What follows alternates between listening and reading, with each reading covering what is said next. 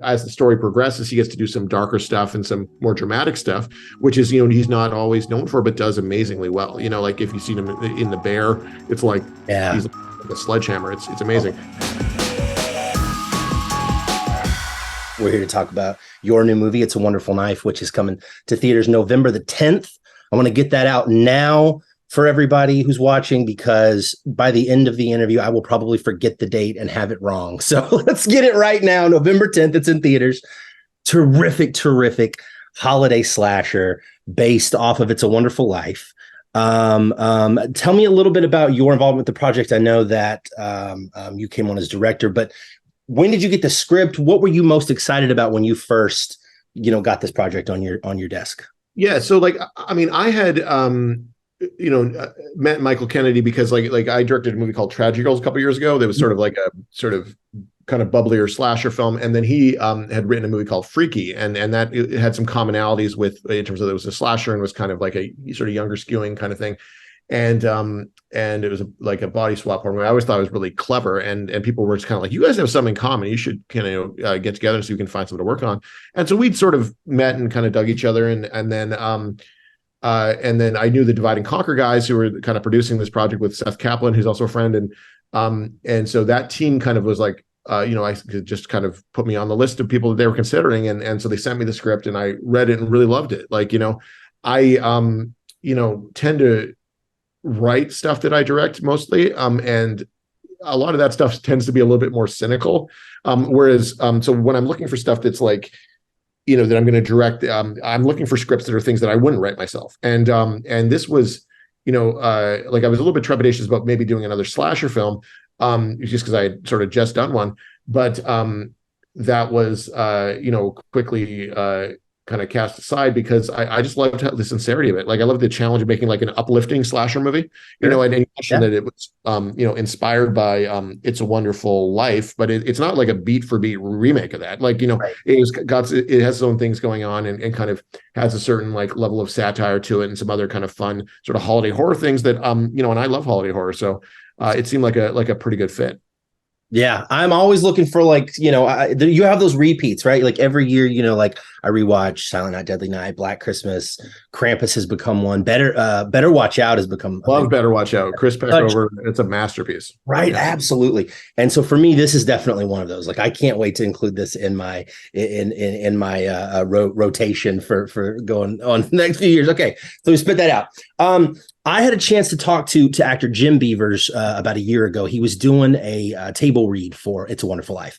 And one of the things that he brought up was that from his perspective, It's a Wonderful Life is a story that's actually surprisingly, as you mentioned, kind of cynicism. It's surprisingly cynical. He said there's a lot of darkness to the story that people oftentimes miss. And I was curious if leaning into that a little bit, like you just mentioned, like leaning into that just a little bit was something that was a draw for you in this. Yeah, I mean, definitely. That movie is essentially about a guy whose life's going so poorly that he goes out to a bridge to kill himself. And people are like, oh man, the feel good times, around the holidays, and so there's an irony there that we were very aware of.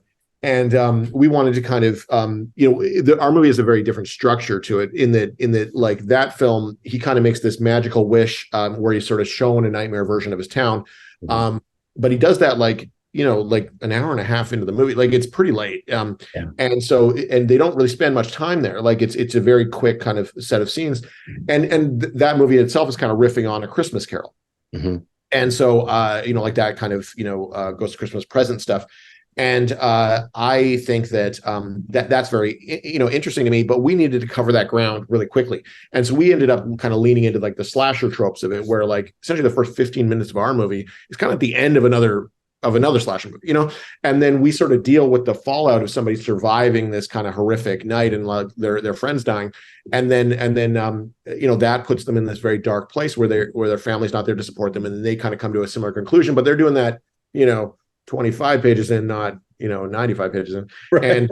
And then that way we get to have more of the fun and games kind of in the nightmare version of the town, where the slashers kind of run amok. And I think that's was understanding those structural differences let us kind of set the stage for leaning into a lot of the satirical stuff. And we still have suicide is very much like a theme, like in this, and like, people kind of feeling a bit alienated around the holidays is definitely like something that is a theme, especially with the Bernie character. And we were quite aware of that. But, we have sort of the inverse problem that It's a Wonderful Life has, where we're sort of trying to find the light within the darkness rather than the other way around. That is interesting. And the slasher, the angel, I want to ask about like what went into sort of crafting the look of that character, and specifically like the choice to go just like faceless, to just go shimmer with that mask is, it's creepy, Yeah. I mean, we're really happy with how it turned out. Like, we kind of knew, because of the nature of the stunt stuff, that we needed kind of like a lean and agile kind of slasher, like, rather than like a hulking kind of, like Jason Voorhees, sort of character.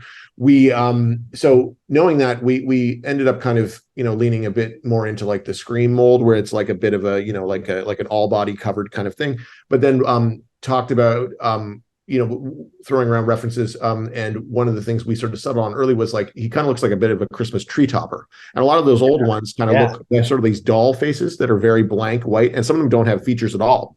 And they also are often kind of like almost, they're kind of shiny, like porcelain, Mm-hmm. So we were like, kind of backed ourselves to the idea of like, well, what if it's just blank? Like, he doesn't have eyes, like, and he doesn't have, like, there's nothing there. And it's just, it sort of has this reflective quality, like a frosted light bulb.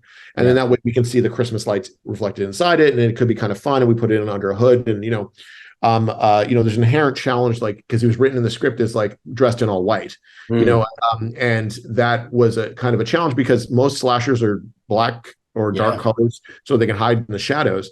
And they may or may not have a mask that's a different color, but we wanted to hide our guy against like, snow and like, more white surfaces and things like that. And so it had some kind of, challenges with it, but figuring out how to fabricate that, in terms of like a white, like, it's almost impossible to come up with a surface that looks white on one side and you can see through on the other side.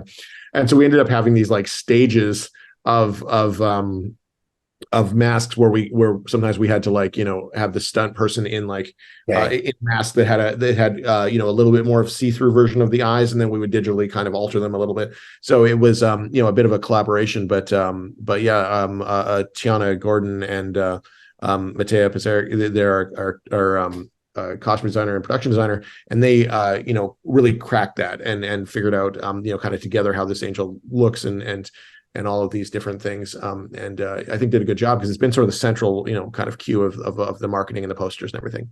Yeah, it looks awesome. And you have an incredible cast that you get to work with, but specifically PopCulture.com readers are big fans of Joel McHale, I have to say, like huge fans across the board of Joel, and you get to work with him in the movie. And it's a very different kind of thing than I think people see from him. But I love seeing him in roles like this, like Becky and like Deliver Us from Evil, like where he gets to kind of be a little more serious, a little more intense. And I wanted to ask about working with him on set and what that was like for you. Joel is awesome. I was, because he's very much known as these kind of heavier comedic roles, where he's very acerbic and often just like a very sharp kind of cynical character. And we wanted to play him a bit against type. Like, we wanted to play him as the kind of Hallmark dad, like he's a bit gee whiz. He loves his family, loves Christmas, like in a sincere way.